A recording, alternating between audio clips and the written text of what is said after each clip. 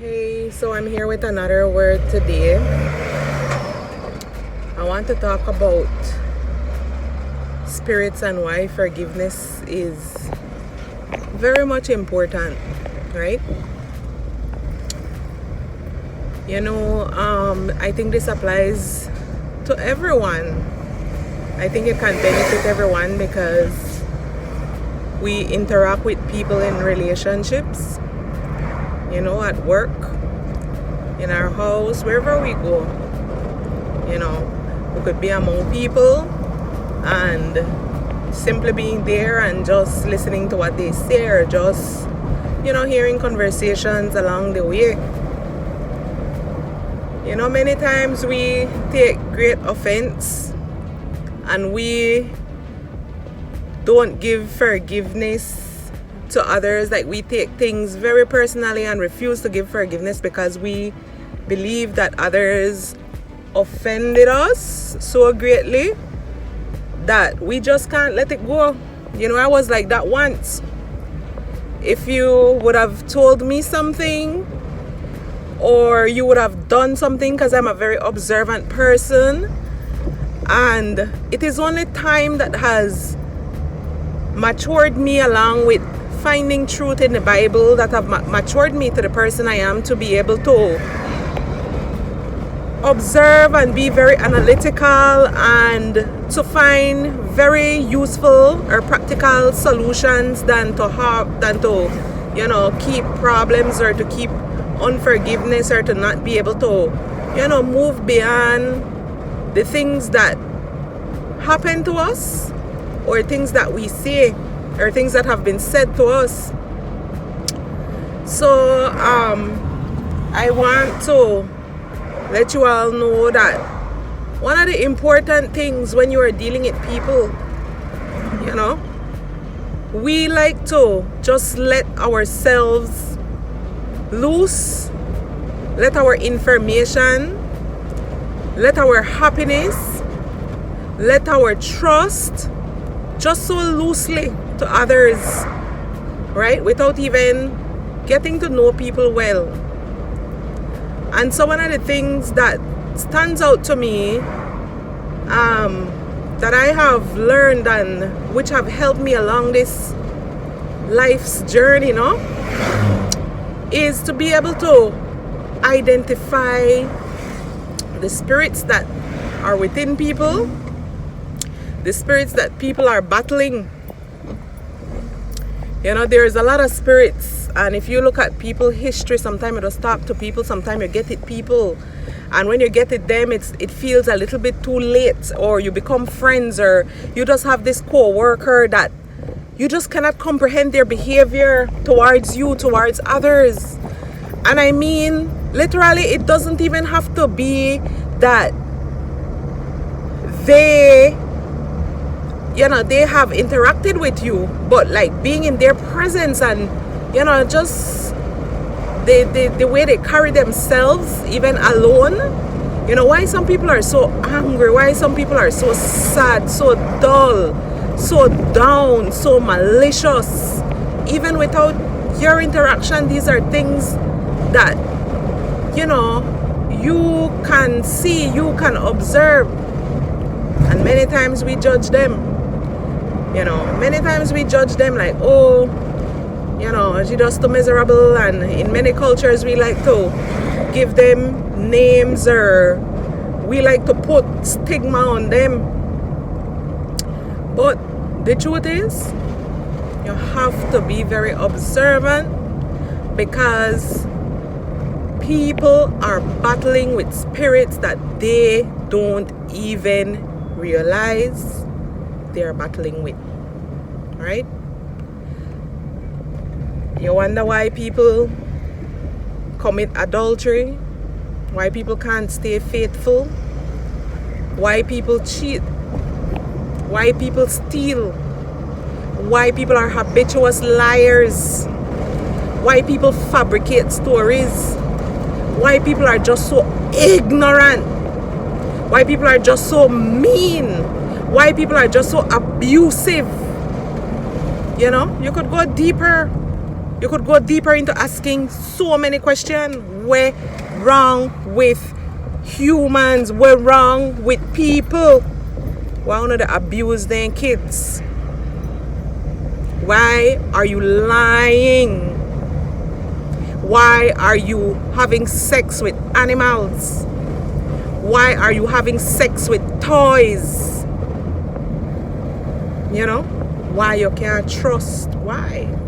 So many questions we could ask with the many behaviors, many attitudes, many personalities, many characters, man. Sometimes we just have to sit down and ask ourselves, what is wrong with this person? What is wrong with those people? What is wrong with us? Because we too need to look at ourselves, right? It's just spirits, people. And as soon as you are able to identify which spirit has you in a stronghold, which spirit you're dealing with, which spirit you need to let go of, that spirit that is holding you, that has you binded, make you can't, think, make you can't function, make you can't find your peace. We could never try understand everybody completely, thoroughly, because we are imperfect. And I say we are not supposed to be sad. We're not supposed to, have our down moments, our dull moments. I mean, we're only humans. But what counts is the effort that we put into ourselves. The effort that we put into identifying, into trying to know, into sitting down and saying, man, this is not me, this is not of me, this is unbecoming of me.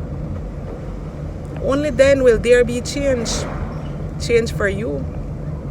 Change for you, and that change that you will bring about for yourself, people that surround you will also feel it the same way, will also view it, will also see it the same way, that they can realize that something is off, that you're dealing with a spirit, that something is bothering you. Likewise, if we take tough effort to tell ourselves or to just know that something that is not of us is going on inside of us, right?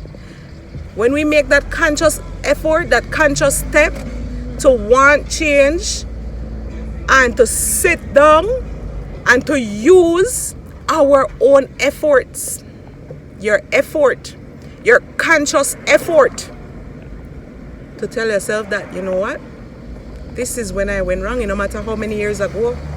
This is what is bothering me. What is the root? What is the root of your behavior? What is the root of your personality? What is the stronghold behind that personality, behind that mood, behind that character? Listen, people, these things have helped me to become a better person. These things that I'm talking about are not just things I'm guessing as I go along the way. I'm telling you practical things to benefit becoming a better person. Not for others, for yourself. For yourself. Who doesn't want to become a better person? With age, we should be becoming better human beings. We should be proud to become better human beings as time goes by, no? And so, as I said, let's not just judge people because we don't know their history. We can pray for them. We can share our knowledge just as I am doing now. Share the knowledge about, whatever testimonies has transitioned you, has changed you. Share it. There are people out here who need to hear it. There are people out here who just need a word and simply don't have anybody. All they know is what they know. Nobody stretched forward. Nobody reached out. Nobody wants to share, the realities about life. Everybody wants life to look peachy. Everybody wants life to look elegant, fascinating, living well. And trust me, everybody they go through something, But again, and I will repeat from my first video, the flesh wants what it wants. The flesh wants to follow culture. We want to be like everybody else. We want to showcase like everybody else. But the true side of us is buried right inside. We're battling these spirits. And then at the day, after the facade, we have to go back to ourselves. We have to go back to the person or to whatever it is that is affecting us. Right?